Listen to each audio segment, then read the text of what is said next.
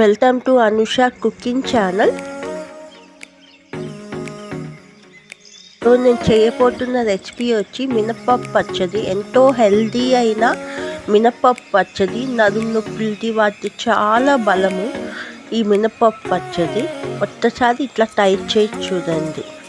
కావాల్సిన పదార్థాలు: మినపప్పు, చింతపండు, వెల్లుల్లి, ధనియాలు, ఎండుమిరపకాయలు, ఉల్లిపాయలు, టమాటాలు, జీలకర్ర. ఇప్పుడు ఉల్లిపాయని తొట్ట తీసి ఇట్లా ముక్కలుగా చిన్న ముక్కలుగా కట్ చేస్తుంది. ఇప్పుడు టమాటాని అట్లా 2 ముక్కలుగా కట్ చేస్తుంది. అలా కట్ చేస్తుంది టమాటాని.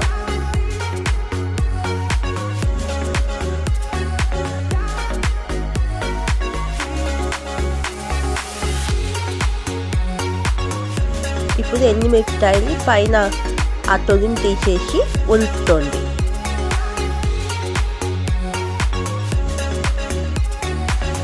వెల్లుల్లిని దంచి తీస్తుంది.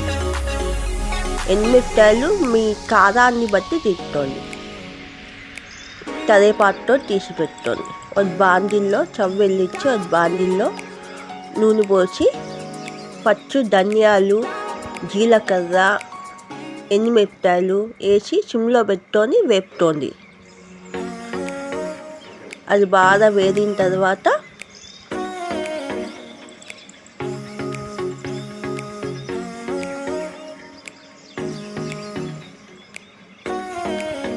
అలా తీసి పక్కన పెట్టేస్తుంది.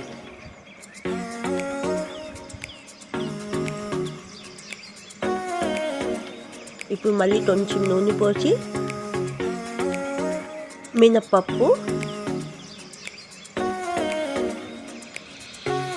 వేసి బాగా ఎర్రగా వచ్చేట్టుగా వేపుతుంది.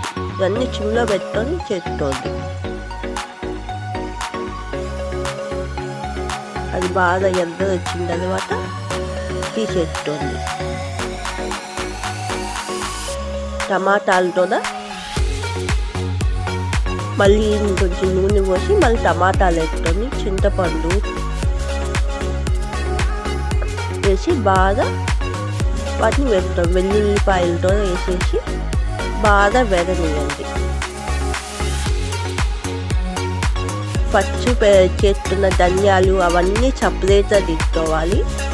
మినప్పప్పుని సపరేట్గా తీసుకోవాలి. వేపుకున్న మినపప్పుని టమాటాలని వేపుకొని సపరేట్గా పెట్టుకోవాలి. అన్నీ కలిపే బాగండి. ఇప్పుడు ముందు ధనియాలు ఏవైతే వేపుకున్నాం, ధనియాలు, ఎండుమిరపకాయలు, జీలకర్ర వేపుకున్నాం కదా, అది కొంచెం ఉప్పు వేసి దాన్ని మిక్సీ పట్టుకోండి మెత్తగా.